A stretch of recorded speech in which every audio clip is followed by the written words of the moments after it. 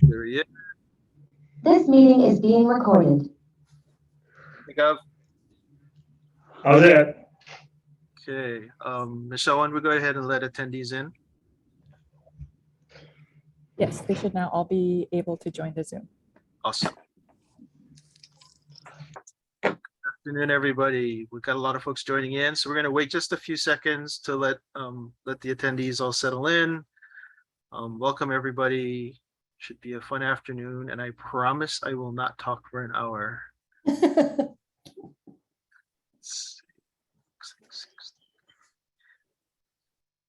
And as folks can tell, chat is enabled.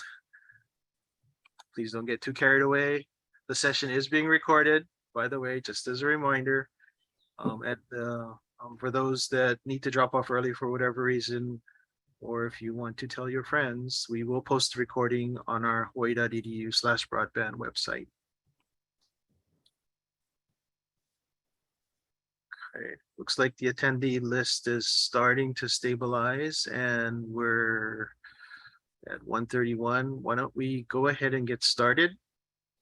Good afternoon, everybody. Welcome to our inaugural Hawaii Broadband Forum, public forum. We're glad to have everybody join us. And also, again, as a reminder, we are recording the session. So the recording will be available at our hawaii.edu/broadband website after we finish up this afternoon. Again, welcome everybody. My name is Garrett Yoshimi. I'm Vice President for IT and CIO for the University of Hawaii. Presenting this afternoon in our role as coordinator for statewide broadband investments to really maximize the benefits to the state and to all our citizens of the really once in a lifetime federal investments that are coming in.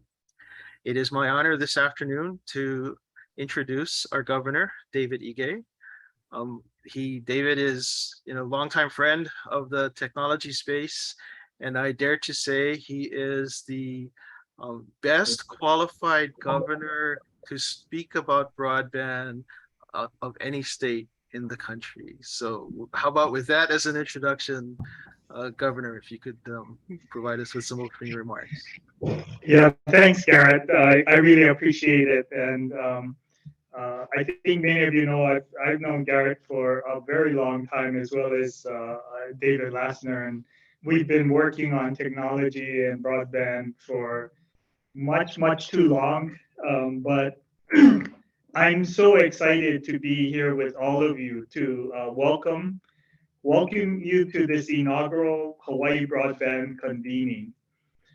This is the beginning of Apakau Kala, spreading of the sun's rays, the start of the critical infrastructure development Hawaii will need to connect all the main Hawaiian islands together, and especially ensure that everyone here in the state of Hawaii has access.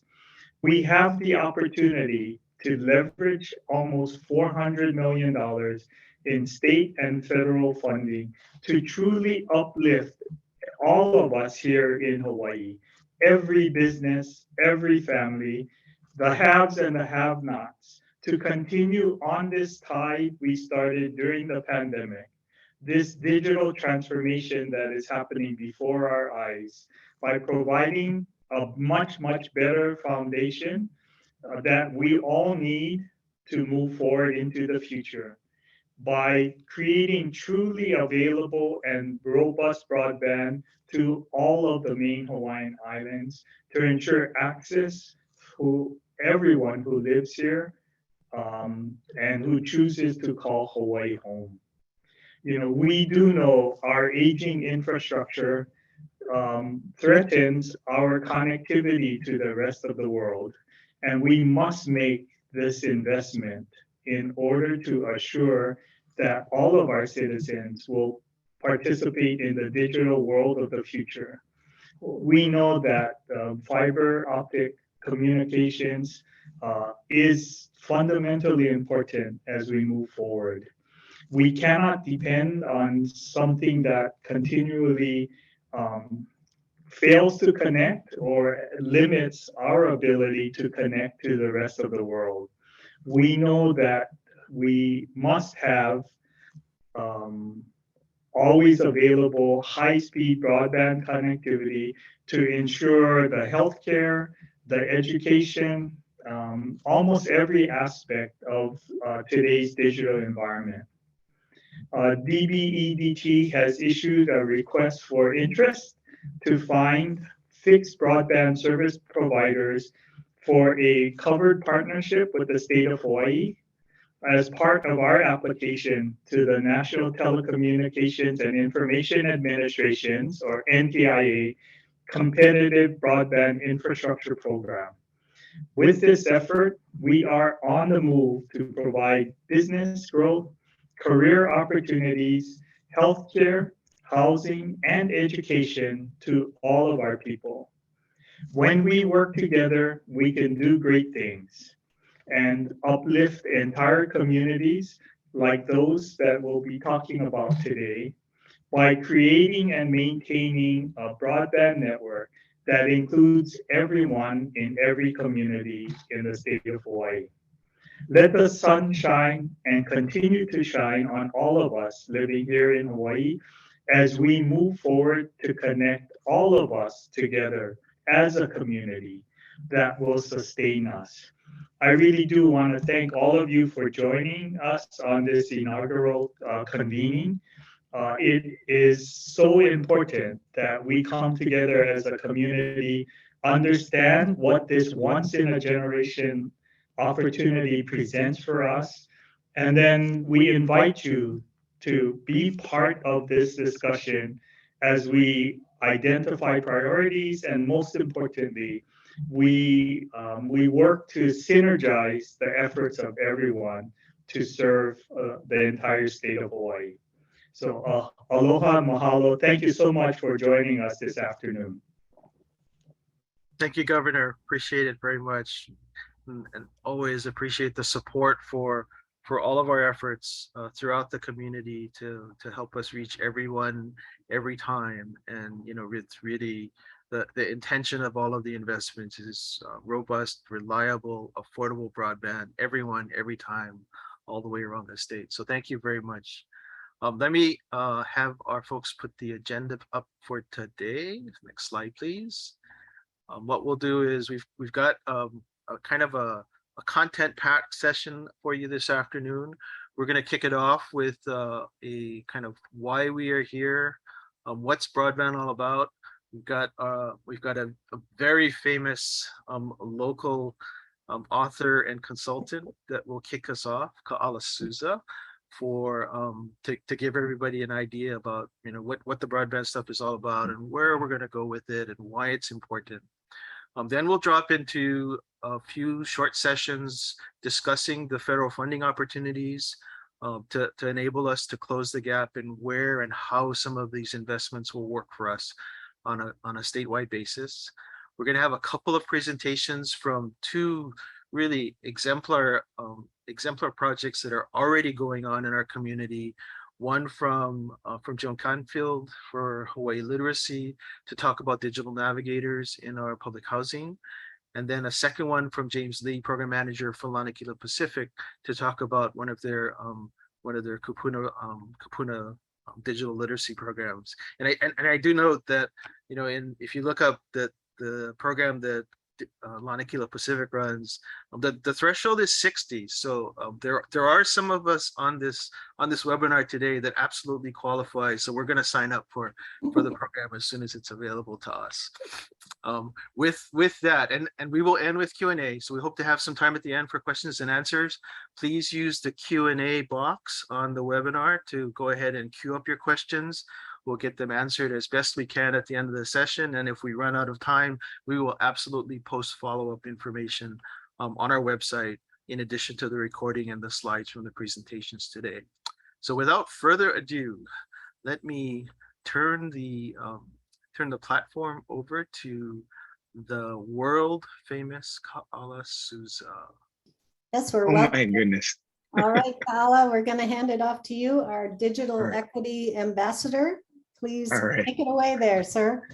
All right, thank you. I don't know about world famous, but at least maybe my mom, she's in Florida, so that might count a little bit. But I don't know about I don't know about world famous Garrett. Thank you very much though. I'm calling in here from the state rural health office in Hilo, and it's because I was here on the Big Island. Just came in yesterday to do some basic computer classes and training for Kupuna. And the classes, I call them like computers not 101, but 001. So they're very, very, very basic. And I tell people, they mistakenly introduced me and said, we're going to do a 101 class. They go, no, that's like college. 001 is what we're at, like how to turn it on, how to turn it off, why I don't turn my computer off, if I have power, basic, like left click, right click. It's every single class that I've done for the last almost a year now. Around our state, there's been somebody who tells me what's going on. I move my mouse to the left, but the pointer thing goes to the right. And I said, ooh, uncle, sorry. Yeah, you got it upside down.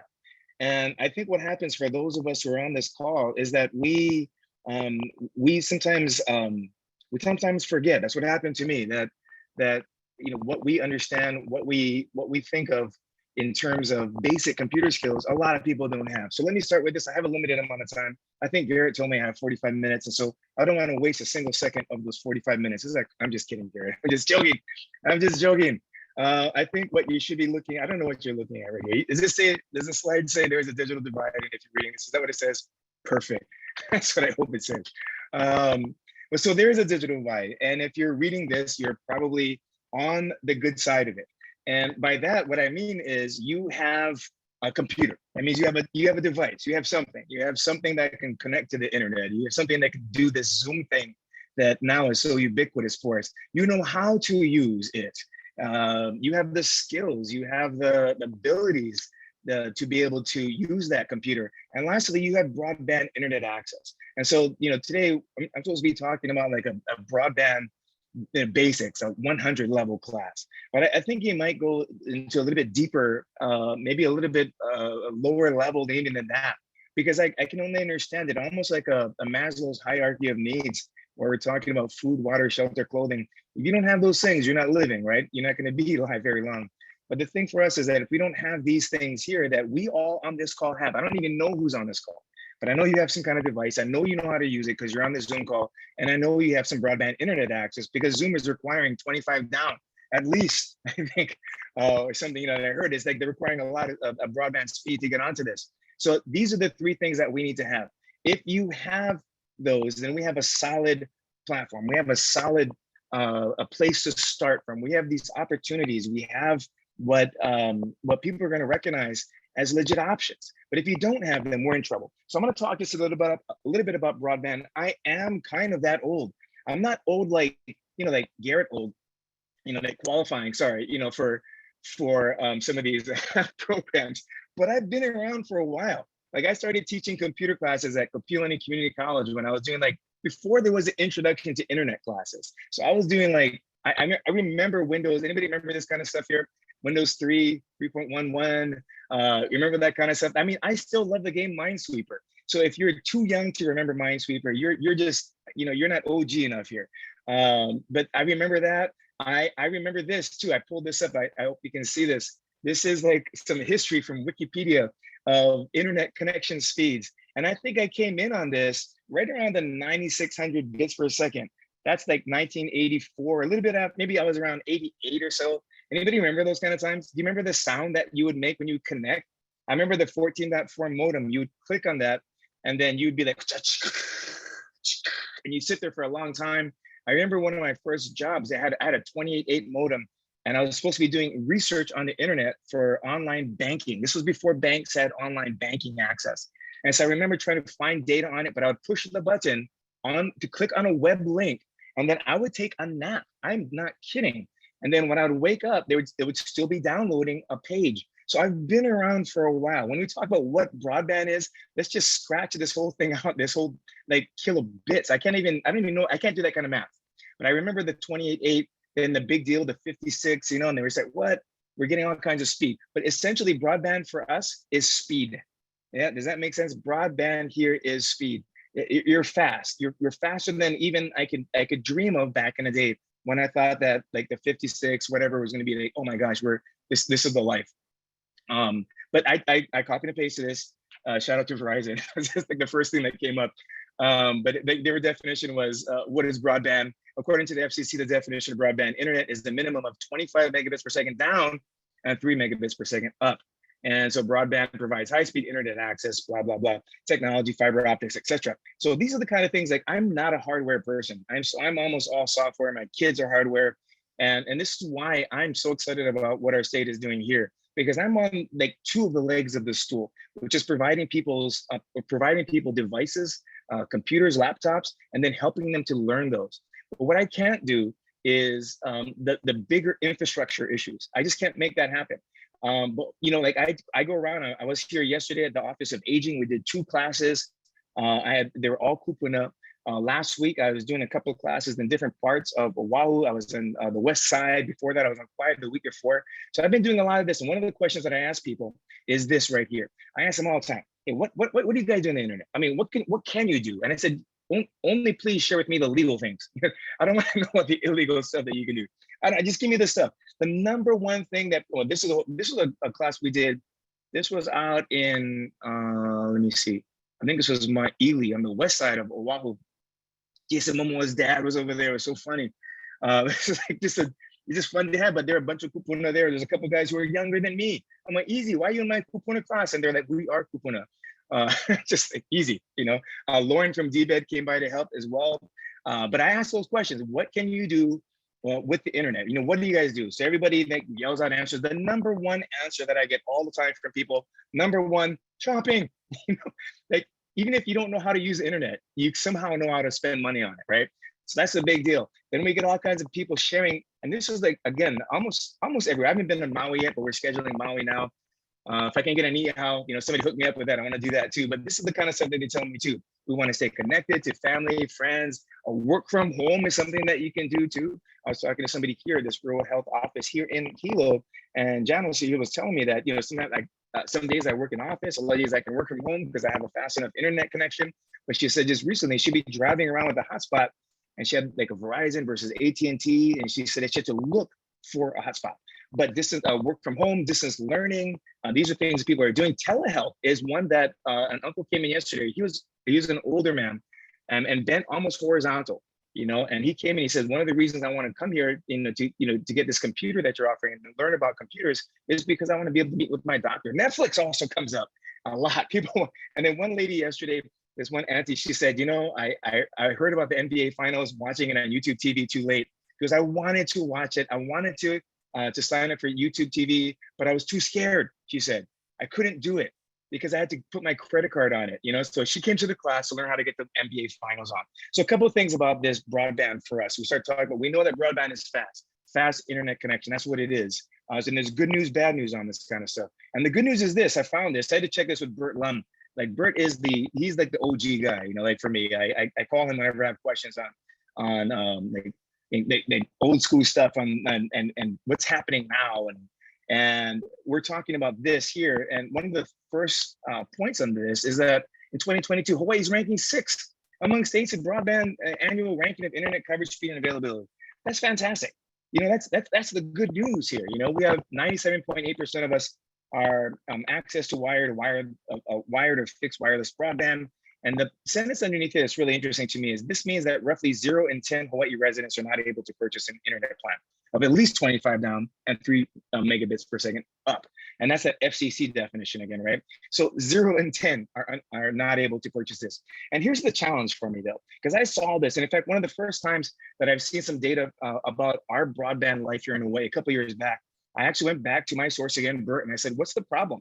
It shows that 90% of the people in Hawaii have a computer or something, you know, like a whole bunch of us have broadband access. And I said, I'm getting super fast access. Bert, I'm getting like 300 megabits per second down. And Bert's like, where do you live? I go, Kailua. He goes, exactly.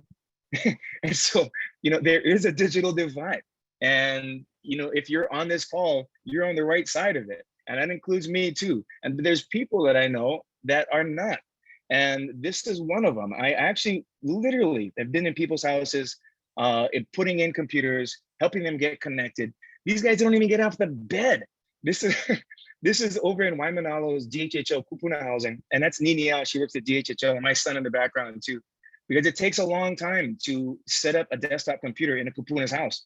About 5 minutes really to put everything together, but it takes about 45 minutes to talk story with everybody, you know, because it's not just plugging it in, you got to talk. And so this is one of the old famous Beach Boys over here. He's since passed away. This was last year, but I've been in their house. They don't have a device. They don't know how to use the computer. And I've been testing the internet there with what they're getting, and it's not what the rest of us are getting. Here's another class. This is in Papo Colea, and I used their internet connection. This was about a week and a half ago, 2 weeks ago.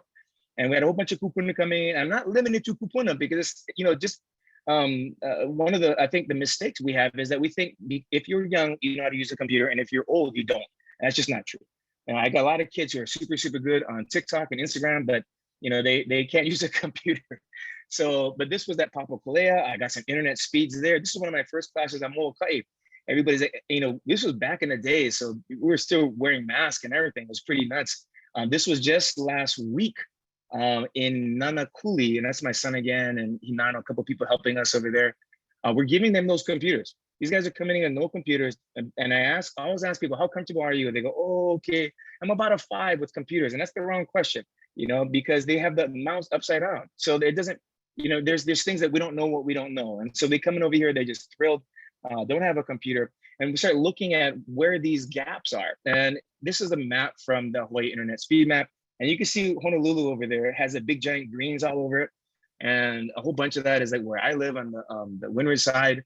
But you're getting super fast speeds. And then look at Molokai, it's red. There's only one person took the test or something over there. So that's like less than, you know, 11 megabits per second down. I'm on Hilo right now, and I'm getting pretty good internet speed from my phone. It's over 100 megabits per second on my phone, which is what I'm connecting to here. But there's a couple of people yesterday that people's jaws actually dropped, no joke, when I said, hey, you know, you can connect your phone to the internet. And they're like, what? Never, you know, and just no idea of this. And so, you know, my wife and I are trying to head into Pahoa a little bit later today and just check that out. We're going to be heading into the red area. So there is a digital divide. And if you're on this call, you don't understand. This is some test. Sorry, I know I'm going to be running out of time. I got a timer for real, Garrett, on my phone. But it says over here, this is me. This is just tests that I've taken recently, and I copied and pasted some screenshots, and I want to show you a couple of things. This is the that 2.17. That's download speed. Okay, that's download speed. I was at a business office in Molokai, just right in Kaunakakai. I was teaching a class there. We had about 9 kupuna, and I'm trying to get them onto Zoom so that we can learn how to use Zoom for telehealth and get onto hawaiiutelehealth.org.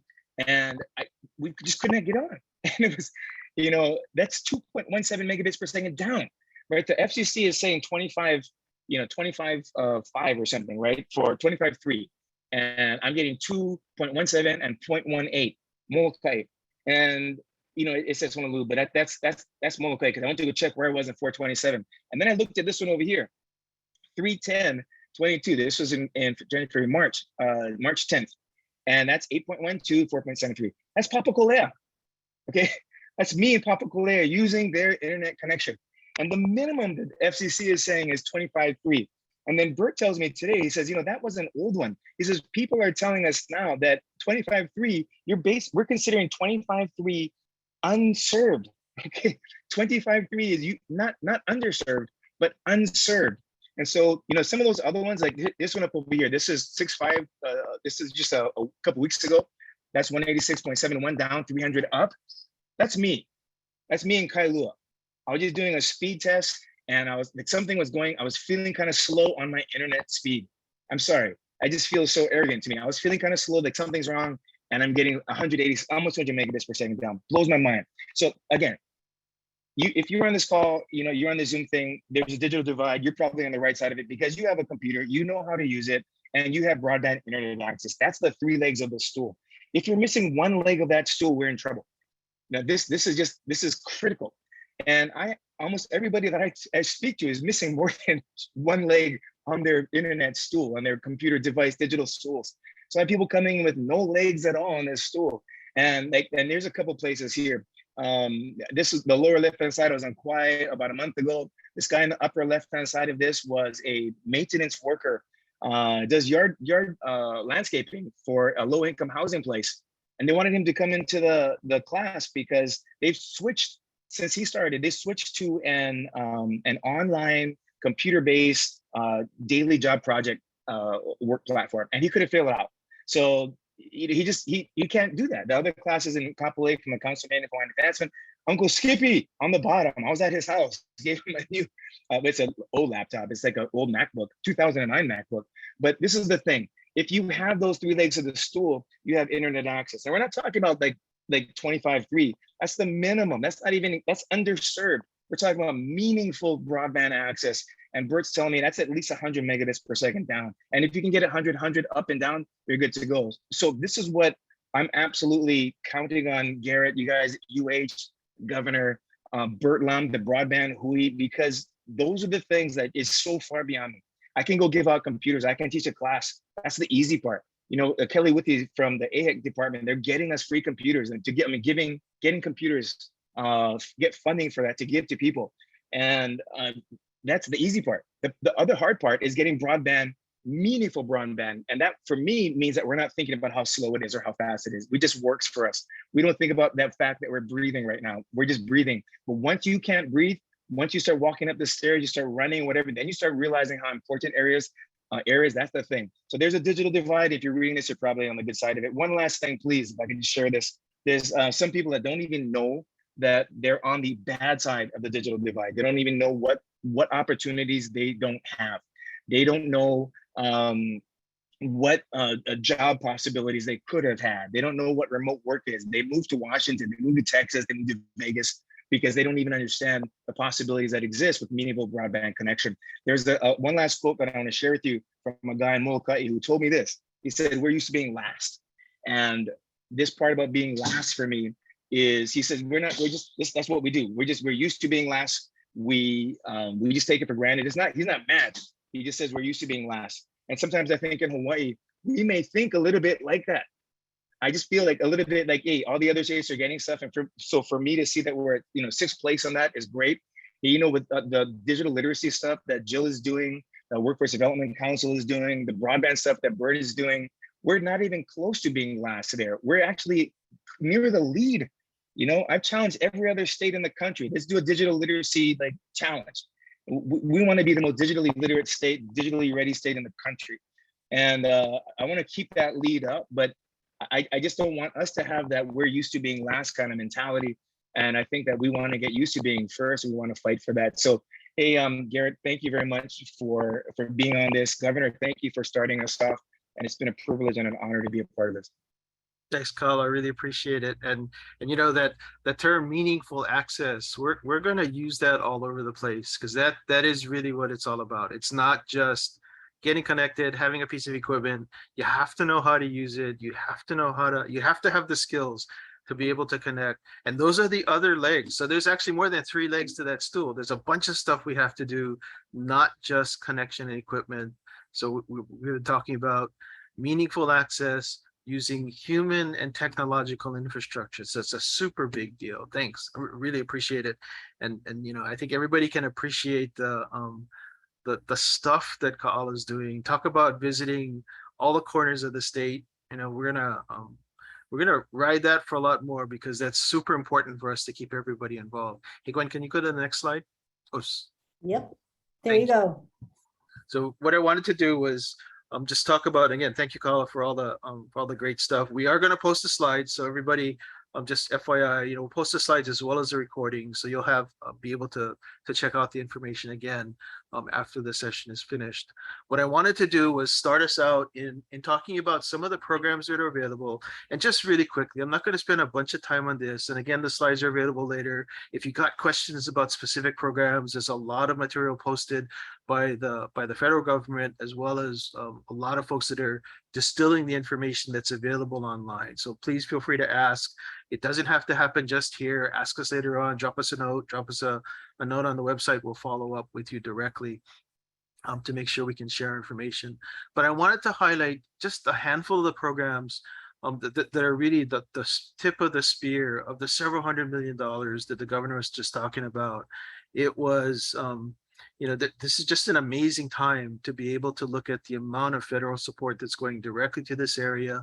Most of it is going through the state as the vehicle for to be able to make strategic investments decisions. And it really is about trying to get everybody, every place, every time connected in a manner that again, I'll use that word meaningful, that provides meaningful connection, access to information and services. Let me quickly go through the programs. I'm going to have some help to describe these in detail. So a couple of these boxes I'm going to like really go quickly, because I'm going to turn it over after this to both Bert and Laura to provide a little deeper dive into some of those things. And just a little teaser here. There is a little bit of a wager going on between those two presenters, so we'll talk about that a little later on. But first up, the Affordable Connectivity Program is really a residential support for internet access. And it really gives us the ability to raise the floor on what is affordable by providing ongoing subsidies for residents that can qualify. And this is typically low income folks that have had historically a hard time being able to afford programs. This is an FCC subsidized program. Originally started out as something called the Emergency Benefit Program, but really has been renamed, has extended funding, and I'm going to punt this one to Laura when we get there. So she's going to dive in and give you a bunch more detail on it. The next block over, the Tribal Broadband Connectivity Program, that is specifically designated to, every other state or most of the other states in the nations have tribes, have Native American tribes. In this particular set of legislation, our congressional delegation has been working really hard for us to get a set aside for, in this case, $90 million, or at least $90 million, directed and to be expended through the Department of Hawaiian Homelands, specifically to address broadband connectivity for the Native Hawaiian community. That one is in progress. We've got some, we're fighting with the bureaucracy a little bit, but we will get there. And the great thing is, again, our congressional delegation has put a bunch of explicit support that goes directly to our Native Hawaiian community in this space. And this is over and above the regular statewide stuff that's going on. So we have the statewide investments plus this pot of money that's also directed specifically for our Native Hawaiian communities. Over to the little purple box on the upper right-hand side, the Coronavirus Capital Projects Fund. This is an ongoing project as well, already launched, being directed out of the US Treasury. This one is formula funded for the different states. So Hawaii's piece of this particular pie is $115 million. So a big chunk of change, specifically directed to some capital-based projects. So investment in capital infrastructure that we'll look to try and drop in strategically so that we address the highest value investments that can impact and benefit everybody on a statewide basis. In particular, one of the things that's really critical in this space is something that, we're going to throw some terms out, but middle mile. The middle mile is the stuff that most of us don't see. This is the stuff that connects our islands together and then connects the big users or the big network nodes on each of the islands together so that our cell phones can work, so that our laptops can work, so that you can get connected from your house. So lots of opportunities there to make great investments. We are in the middle of an active planning process so that we can work with the Treasury to get our plan approved, to tell them and to get agreement on how we will spend that initial chunk of funds that is coming out of Treasury. So great opportunity there. We'll spin down into the three blue boxes at the bottom of the chart. The Digital Equity Act programs, there are actually three here. And then I'm going to punt this one to Bert Lum as well. So I'm going to have my friends deal with a bunch of the specifics here. And again, so you don't have to hear me talk for the whole time, but a bunch of funding here as well. Number one, to do planning at the state level for digital equity. And really it's about providing access and literacy, the human side of the equation, not the technology side, but the human side. So people can actually get to that meaningful access point. Moving on to the other two, Middle Mile Grant is a program, again, under NTIA that provides us with the ability to spend some money and make some investments in the middle mile, the pieces that connect the dots together for us, again, typically behind the scenes, but it is important to make sure that those trunks are well done, they're robust, they're resilient, so that when we have failures, our failures don't cut us off. So those of you that remembered the Kauai Island cut off a couple of years ago, all of a sudden Kauai Island was back in the Stone Ages for like a day and a half because there was a cut to a middle mile segment. We can't have that stuff happen, you know, so we have to be able to put that investment in. So this is public investment that goes on top of the investment that our private telecommunications carriers can make so that we can have a better situation for everybody in the state. And then finally, a really big program over on the lower left-hand side of the screen. I got to get my right and my left straight. My lower left-hand side of the screen, the BEAD program, the Broadband Equity Access and Deployment Program. This is actually a $42 billion program. We don't get it all. It gets divvied up with the states and with the territories.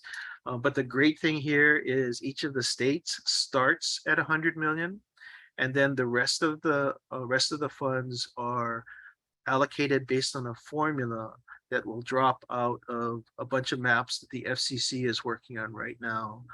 We expect to get 100 plus, and this is money that is going to be broadly available to deal with last mile connections, to deal with community connections, and then also, as the title implies, equity and access, so that folks really we can tie all of the legs of the stool together. You know, in Kala's words, it's, you know, that's a really great metaphor to look at, because it is necessary for us to make investments in all of those places so that each of the different pieces can pay off. So if you have a bunch of, you know, you can have a great laptop, you can have great Wi-Fi access at your house, but if the rest of the stuff isn't connected, or if you don't have the skills to use it in your household, it almost doesn't matter what kind of equipment you got. So it's really important for us to balance that investment across all of the different areas. And then we added just a little thing at the bottom, plus private and nonprofit support. So these, the boxes that you see on the screen are really about public investments, about dedicated public dollars going into this space. And that what we want to do is make sure as we make these investments, we make these decisions, we also leverage private funding that's available, as well as the participation of our community in the form of community organizations and nonprofit organizations. So what I would like to do now is maybe toss it back to Gwen, and she's going to get some other folks to talk so that you don't have to listen to me for a bunch of time. All right, awesome. Thank you, Bert. Or thank you, sorry. Thank you, Garrett. All right, next up is our fearless leader, Bert Lum, our broadband strategy officer, who's going to talk to us about the digital equity program.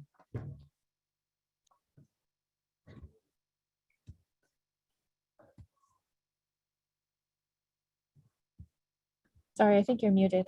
Bert, muted. That never happens. Bert. Oh, geez. Okay, I gotta start my timer all over again.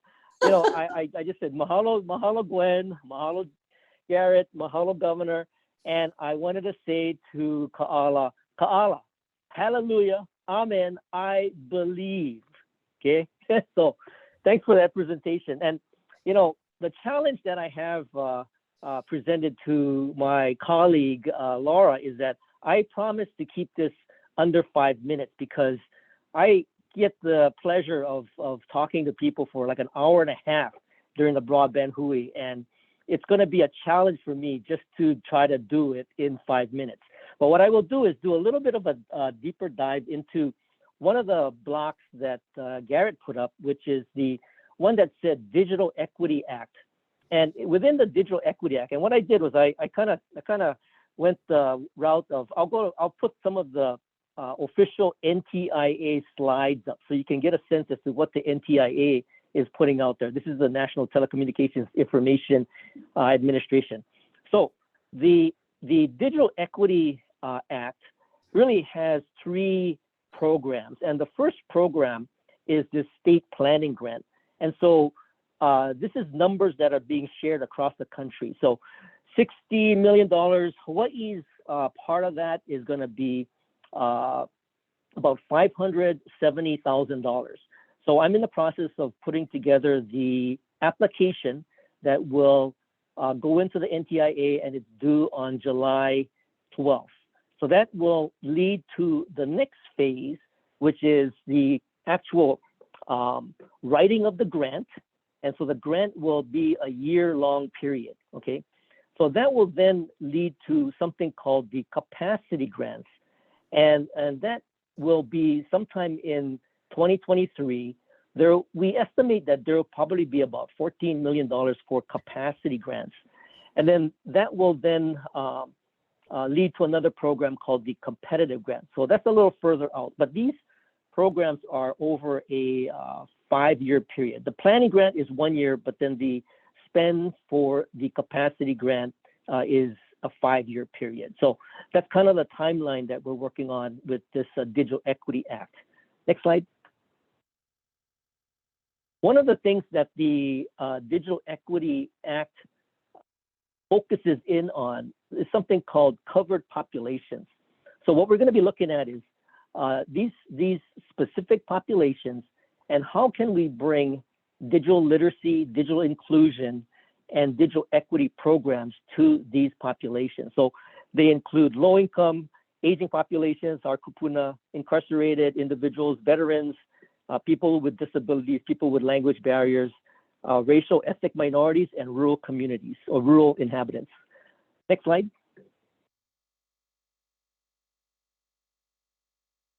Now, I did sort of mention the timeline, right? So the timeline is for the application to go in on July 12th. So you see the arrows there. That's the deadline for getting the application in, and then we have a 1-year period for basically developing the plan, and that will then lead to the state capacity grants. Next slide.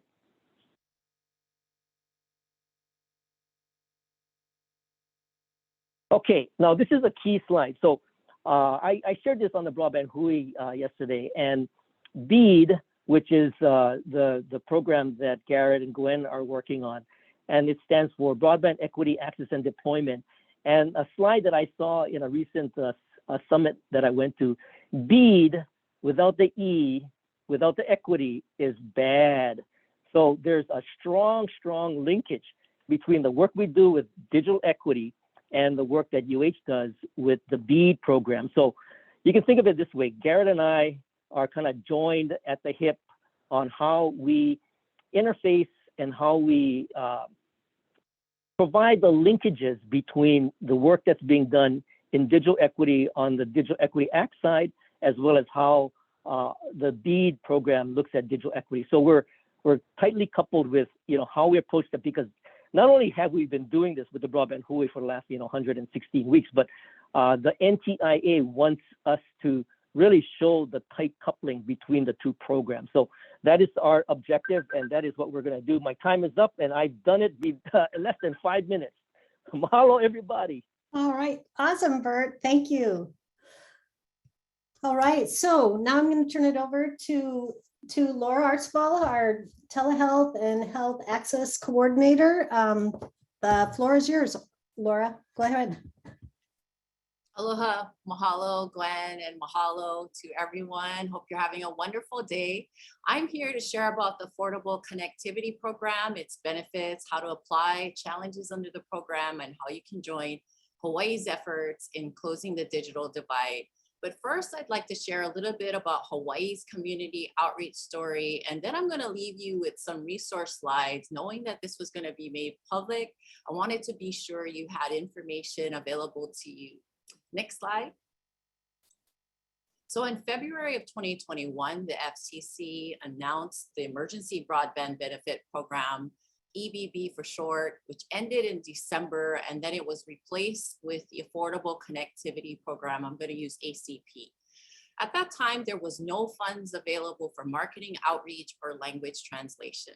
No central point of contact and no coordination in Hawaii to increase awareness about the program at the hyper-local levels, which is where this program needs to take place.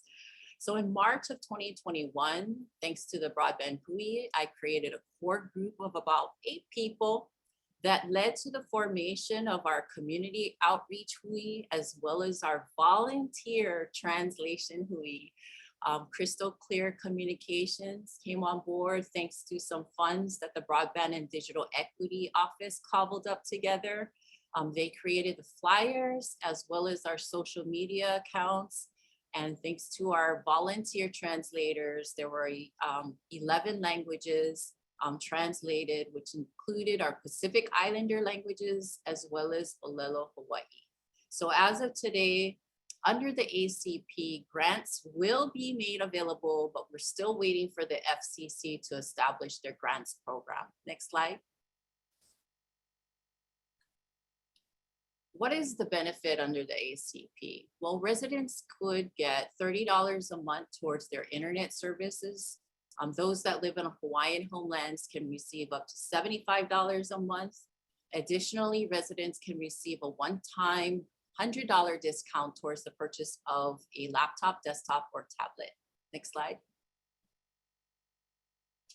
Residents are eligible if their income is at or below 200% of the federal poverty level, participate in SNAP, Medicaid, WIC, Social Security income, Lifeline, students that receive Pell Grants, DOE students who qualify for the free and reduced lunch program, and residents who meet the participating providers' low income program.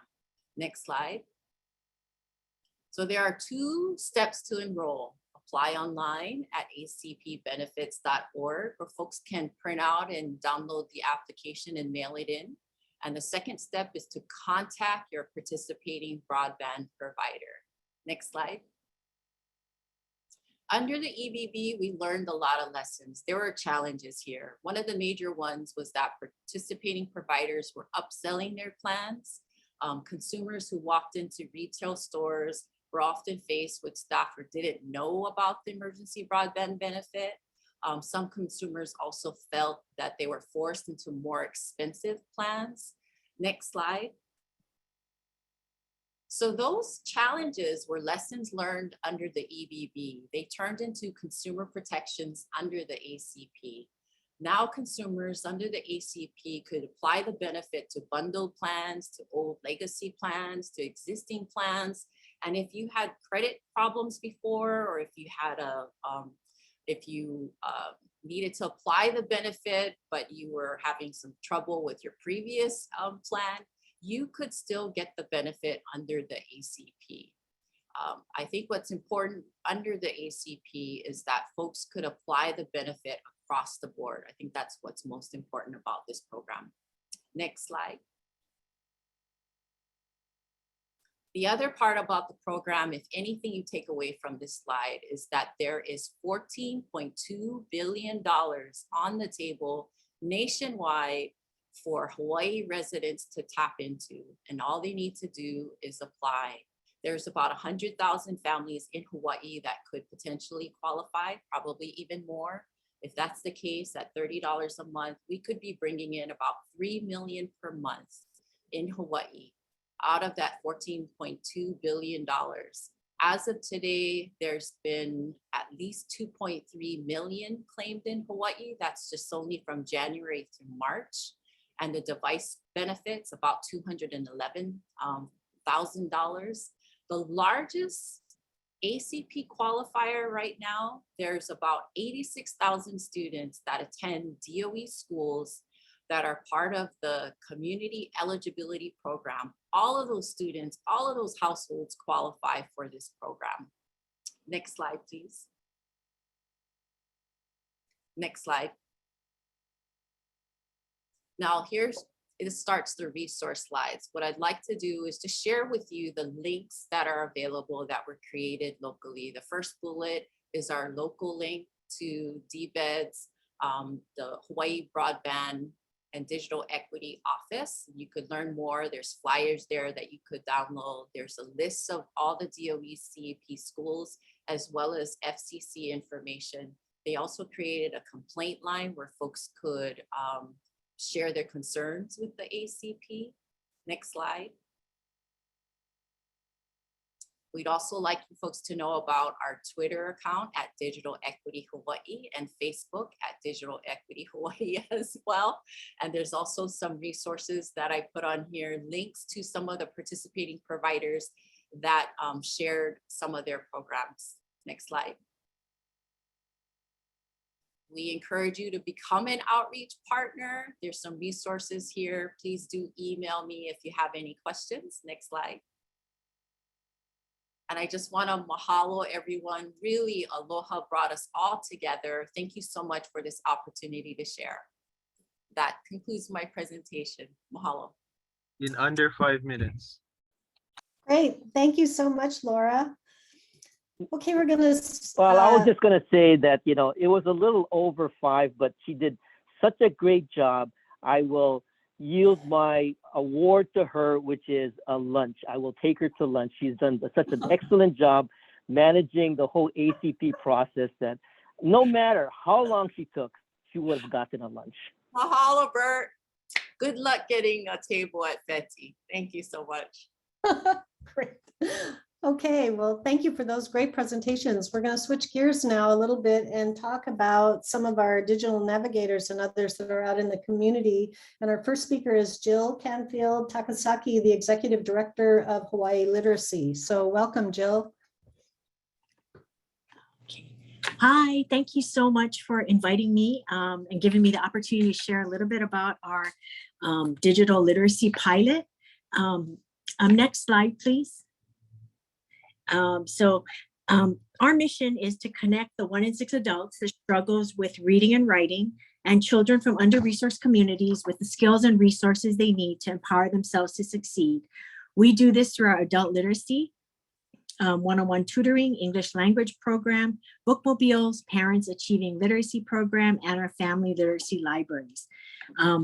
And as we think about just the subject that we're talking about, you know, literacy really is a prerequisite for learning digital skills. So, and it's really intrinsically linked to many online tasks, everything from logging in to passwords, to correctly inputting URL or an email address, to navigating and being able to do information processing skills and other tasks. So in the same way that literacy is a gateway to access other opportunities, digital literacy is foundational. Access to information, support, and services are increasingly, as other people have mentioned, and sometimes exclusively available online. Digital literacy impacts every aspect or many aspects of people's lives, and find everything from finding job opportunities to, as people have mentioned, telehealth to education. So we're excited to just be a part of the many organizations that are doing this work. Next slide, please. As we considered the goal of digital equity and the role that we might be able to play to contribute to our community, we knew that we were positioned to develop a program that could ensure that, or just be a part of ensuring that every person has access to the opportunity to develop foundational digital literacy skills and the mindsets to learn. We wanted to focus on people with low literacy skills, limited English proficiency, or other barriers in communities that we were already working in. Next slide, please. We work to develop community resource hubs with digital navigators to ensure that every resident of the communities we work in has access to both the internet or broadband equipment, technical support, and foundational skills training so that they're able to access what they need to improve their lives. We decided to focus our pilot in our adult literacy learner communities, as well as putting a pilot in the context of our family libraries, our family literacy libraries in Mayor Wright Homes and the towers at Kuhio Park.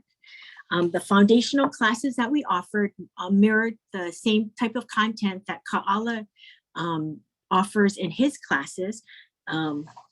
Everything from, you know, very basic, like he said, focusing on from 0 or 0.1, and really trying to help people feel comfortable and gain confidence and just give them the opportunity to explore, just what digital skills could do for them. So in addition to doing classes, we also held workshops on different topics of interest, sometimes signing up people or helping people sign up for resources that they needed in the community, as well as offering one-on-one tutoring and drop-in times at our computer labs in our family libraries.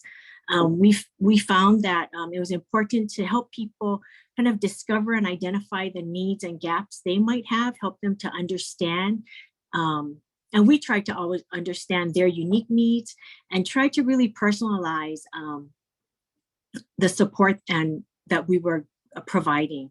We did modify the curriculum that Ka'ala was using to be more visual, more culturally accessible and informed, flexible. And we realized too, in many of the families that we worked with, that social services was really a necessary backbone of the program.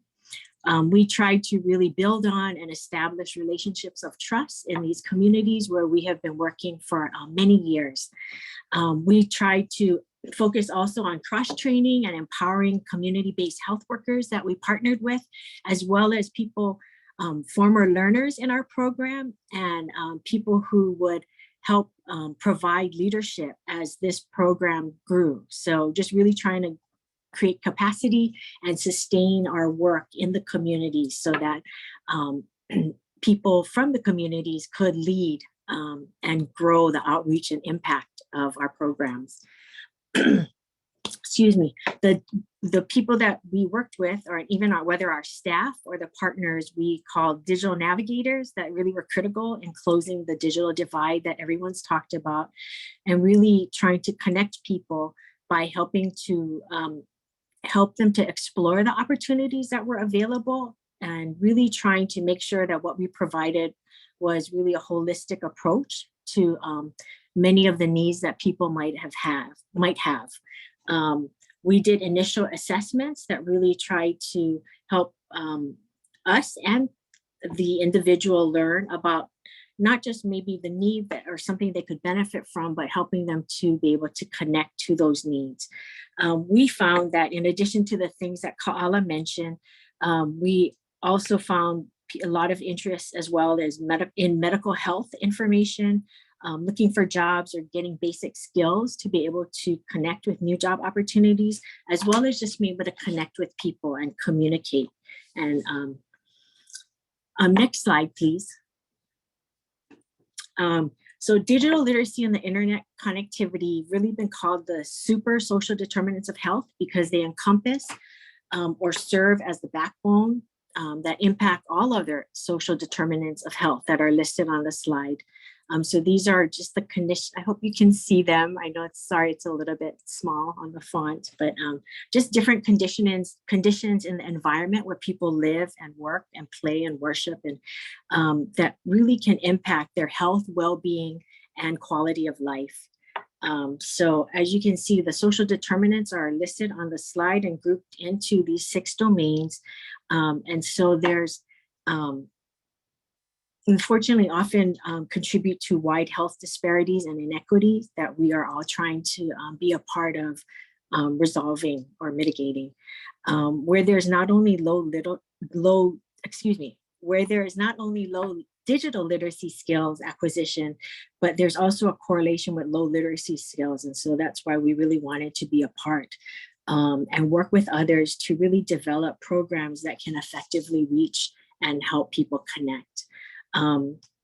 We're excited about the opportunity to really show up, bring opportunities to people to acquire these skills if there's a barrier for them to get to locations where skills and classes are available, and really help level the playing field so that we can all ensure that individuals and communities, all individuals and communities have access to develop the skills and mindsets needed to adapt and thrive in our changing world.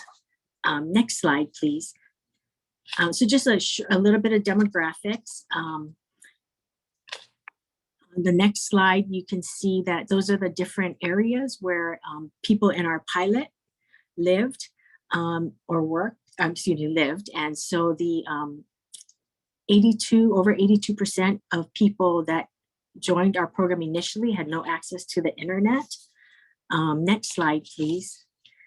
And over 83% rated their skills less than 50%. And we asked them just, 0 to 50 or above. And so you can see it's quite a high number that felt that their skill level was low. Next slide, please.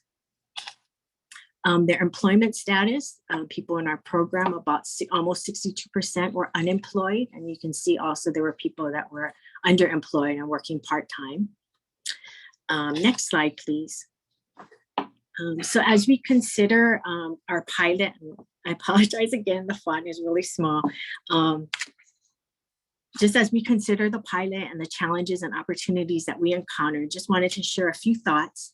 Programs like ours that offer education, health, family engagement, or other services can really leverage the in-person touch points they have and help people understand and be exposed to the power of relevant technology. And it can be used to really help people gain access to not just digital skills, but really it's a pathway to other opportunities. We feel that social service providers can also really be, and many are, really play an important part and continue to just develop opportunities for people to get the digital skills that they need. We're trying to intentionally embed digital skills development in everything that we do. We feel that it's really important to just realize that there's barriers to learning. It can be everything from poverty, learning difficulties, low literacy, lack of confidence. And what we found too quite a bit is just the lack of understanding of how relevant and how valuable digital literacy skills can be. So thank you again for the opportunity to share. I just want to close by saying that our work is just one example of many digital inclusion programs that are going on in the community. Our pilot really helped us to learn and improve our approach and incorporate that learning into our other Hawaii literacy programs. We hope that it can be of benefit to the communities that we serve and also inform and frame our work with the covered populations that Bert mentioned. Our demonstration model, we hope, we'll be able to expand to other public housing sites, and as well as share with any organization that might work with adults with low literacy or ELL learners. We're also providing training to tutors that work one-on-one through our adult literacy program to really equip them so they can support learners that they're matched with. The community resource hubs in our family libraries with digital navigators that really take classes to the people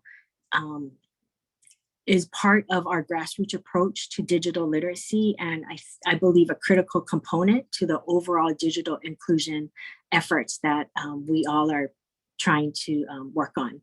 Thank you. Thank you. I'm sorry, the last slide. I'm sorry. The last slide is our just contact information for our digital literacy manager. Okay, Sorry awesome. about that. Thank you. Thank you, Jill. That was great. Okay, our last speaker today, if I can get my slides to advance, is James Lee, the program manager for Lanakila Pacific. Welcome, James. Hello, hello everybody. Thank you for the opportunity to speak to the group. As I'm absorbing all this great information that's being presented by everyone, I am coming to realize that I may be grossly underprepared for what I'm about to share with you, but that's okay. My one mission today is to pique your interest, to learn a little bit more about this wonderful program that I'm about to share with you that we call Kupuna U. And it is, of course, myself. I work with Lanakila Pacific, specifically the Meals on Wheels division. And if you're wondering at this point, you know, what does Meals on Wheels have to do with technology and digital literacy? I'm getting there. Slide, please. So perhaps to paint a fuller picture for everybody, for those of you who may not be familiar with our organization, we're Lanakila Pacific. We're an organization founded in 1939, and we are a nonprofit organization that focuses on building independence for people living with challenged lives, whether it be challenged by physical or cognitive disabilities or age-related issues. So within Lanakila Pacific, we have a number of different divisions with a multitude of programs and services, as you can see here. And it is our goals and focus to assist those with different types of challenges through the many different services that we provide. Particularly though, today I want to talk to you about the Meals on Wheels program and one of the services that we provide within the Meals on Wheels division. Thank you. You can go ahead and load everything on the slide there. Thank you very much. Yeah, so I work with the Meals on Wheels program, and perhaps one of the most outward-facing services that we provide is our home delivery meal service. That's the service that most people know us for, and we are currently the largest and only island-wide home delivery meal providers for homebound kupuna and individuals with disabilities. Monday through Friday, we go all over the island, as you can see there with our famous orange bags, and we deliver thousands of meals to folks that are at home and is unable to, prepare meals or procure food otherwise. But what most people may not know is that within Meals on Wheels, aside from our home delivery services, we also provide a range of support services to our kupuna. And that includes public benefit outreach, that includes a supplemental produce program that we have just recently started that allow folks to access fresh vegetables, locally grown vegetables and produce, and also the congregate dining program that we have been operated for many years, which is kind of the focus of where I'm leading to. But an important fact to realize is that, in the past couple of years, we've all struggled with the pandemic in some way, shape, or form, but it really disproportionately impacted our kupuna most of all, especially those that are struggling with disabilities or mobility challenges to begin with, right? So as a result of the pandemic, we saw something like 65% increase in the number of people that we're now servicing through various ways under Meals on Wheels. Slide, please. Oh, slide, please. Oh, thank you. Yeah, so the congregate dining program is the one that I want to kind of hone in on, and ultimately that's what is relating to this topic of digital literacy. So a little bit of background information about the congregate dining program, and what that is, it was really a free health and wellness program that we had and have operated for many years for active and independent seniors 60 years and older.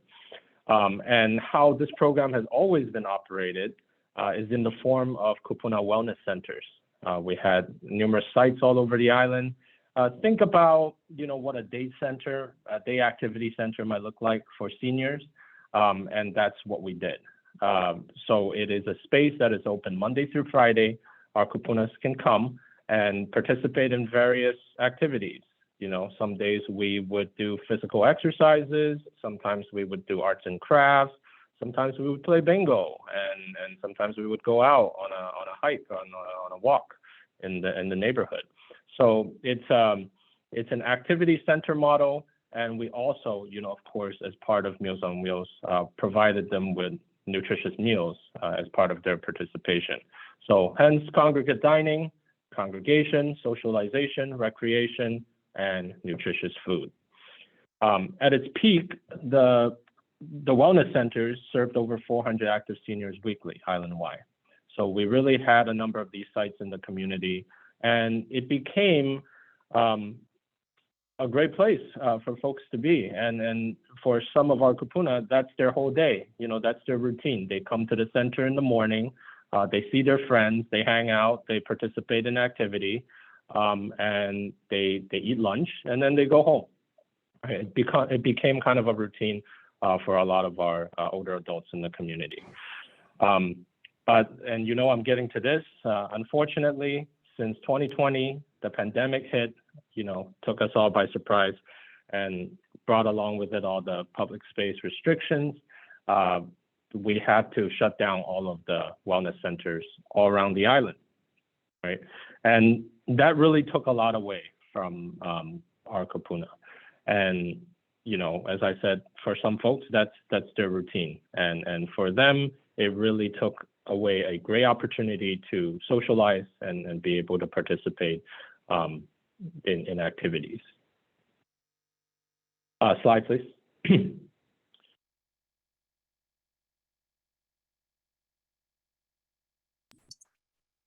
And sorry, again, you can load everything. I don't know why it's playing with the effects.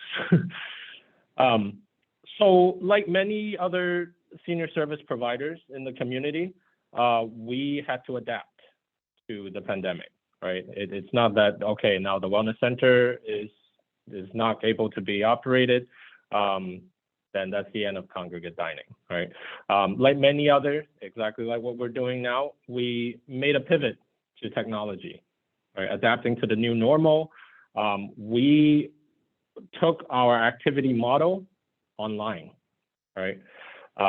Because of the considerations for, public space restrictions and also, the increased risk factor that is a fact for our older adult population.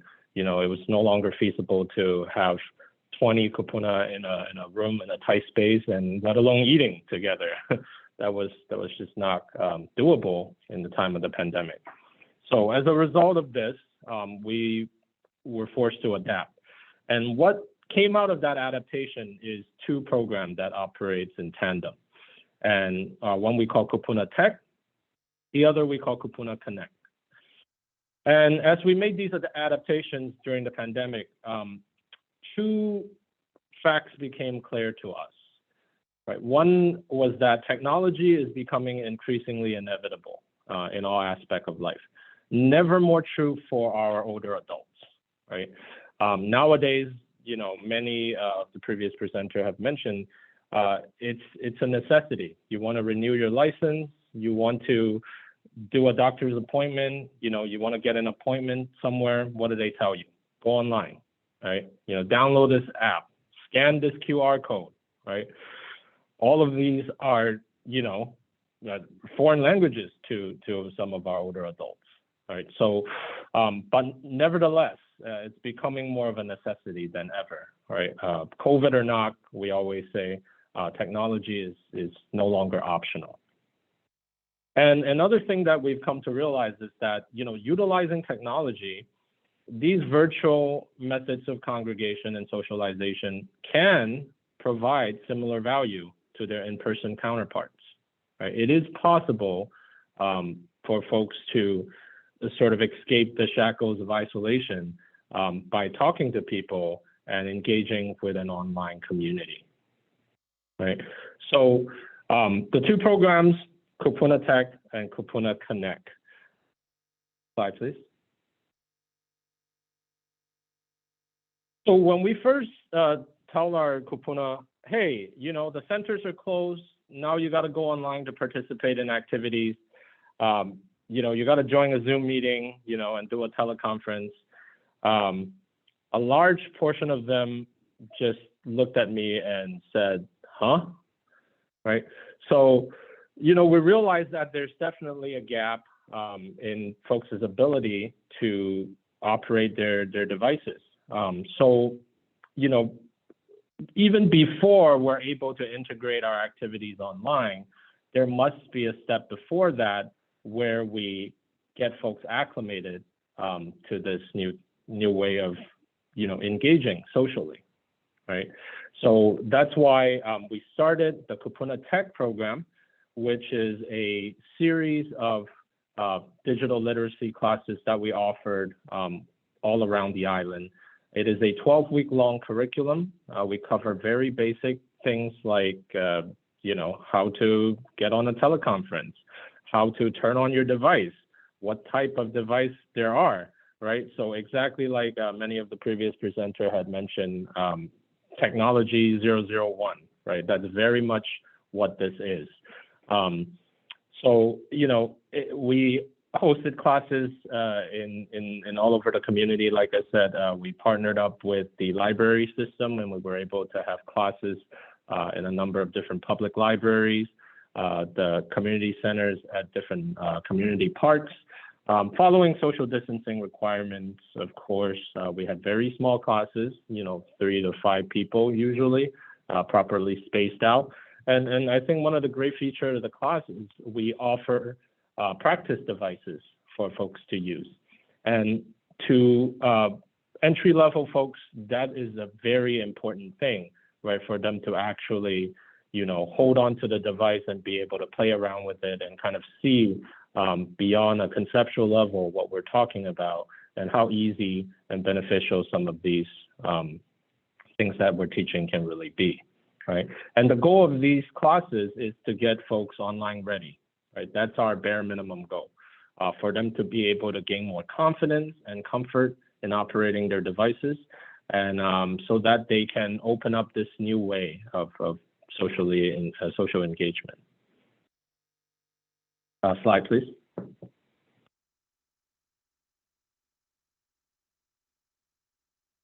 And operating in tandem of that is the Kupuna Connect program, right? So, the Kupuna Tech classes is really a mean to an end for us, right? Even though a lot of folks who attended the class, want to continue going to the class, I would always tell them, I would be doing a bad job as an instructor if you are in class forever, right? If you never graduate. So the Kupuna Tech classes really was a mean to an end, and the end is Kupuna Connect. Really is the virtual alternative to what we had previously as the Wellness Center, right? This is the online space that we're talking about that now have a variety of contents and offerings. We do virtual exercise classes, we do nutrition education, we do games and recreation, and a whole host of topics that we offer to folks so that they can, in the safety of their own home, participate, in this growing community of newly digitally savvy seniors. And it's really amazing progress over the years, because a lot of the folks that you see in this very screenshot where we're doing a meeting together never touched a smart device in their life prior to coming into the class, and now they're doing chair yoga with us on a weekly basis. So it's really amazing to see that once these doors get opened up, the possibilities are endless. And through this process of integrating our contents online, another important thing that we've learned is that there's also a lot of other organizations, community centers, senior service providers out there that are doing the very same things.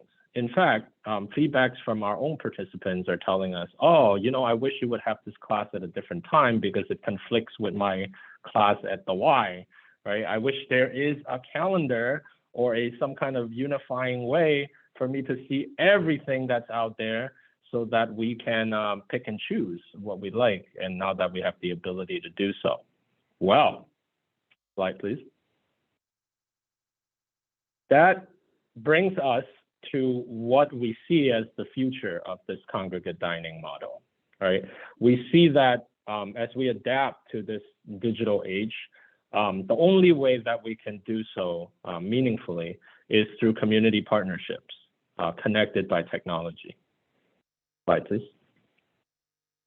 The fact is there is great content out there, and everybody have their own specialty. We have great social service providers offering resources. We have financial institutions that are offering classes on how to prevent financial scams. Sorry, if you can go back one. Yeah. So there is a plethora of contents out there. And so, we had the thought of, well, why not bring everybody together so that folks will have a broader horizon in accessing these numerous resources that are online.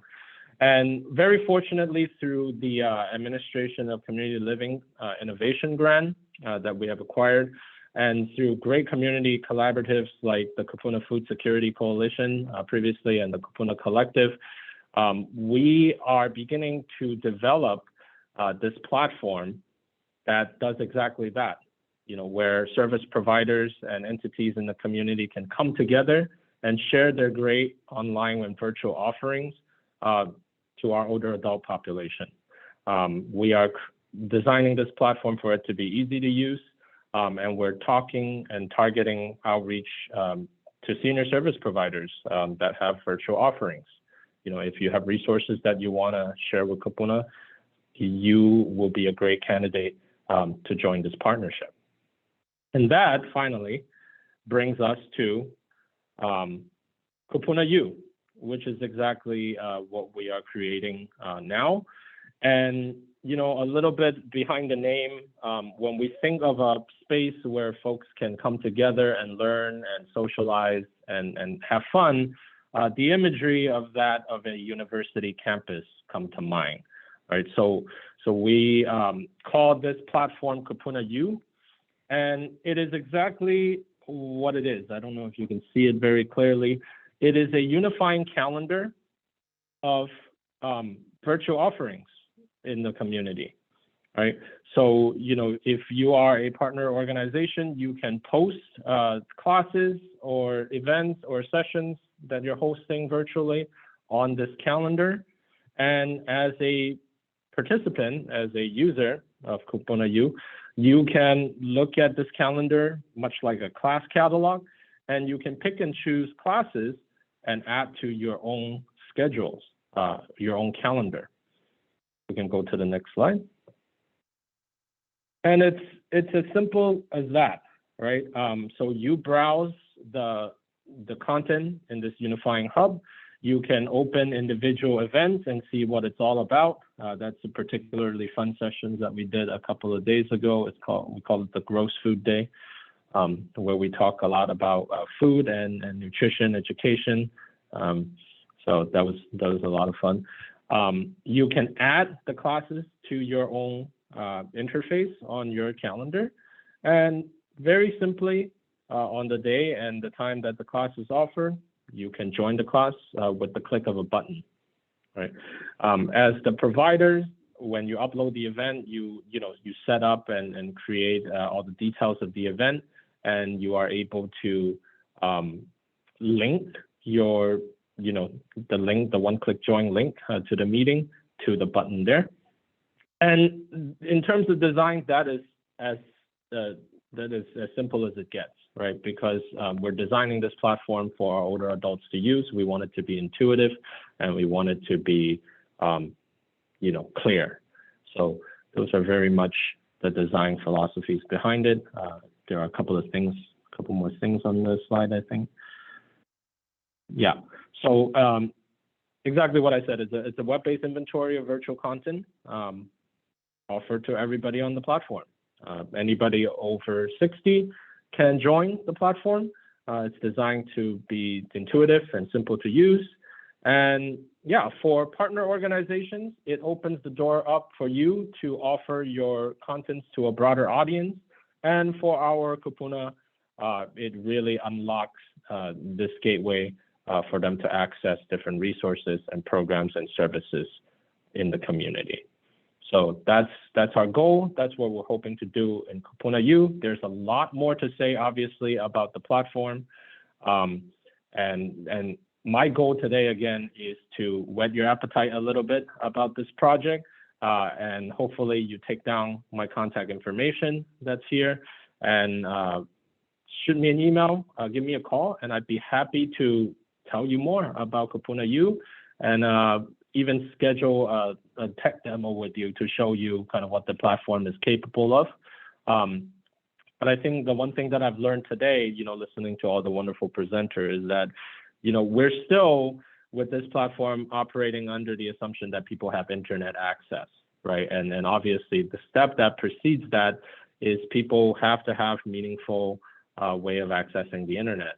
And I think, that is a very important first step that we want to integrate into our process, to be able to engage with folks who really would love to do this, but they don't have, internet or the capable device to do so.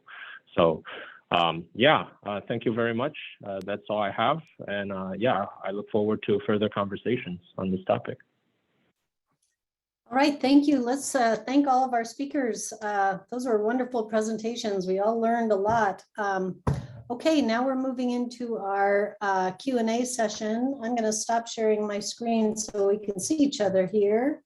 Turn it back to you there, Garrett. I think we have questions in our question box somewhere. Yeah, there's actually been a little stream of questions coming through.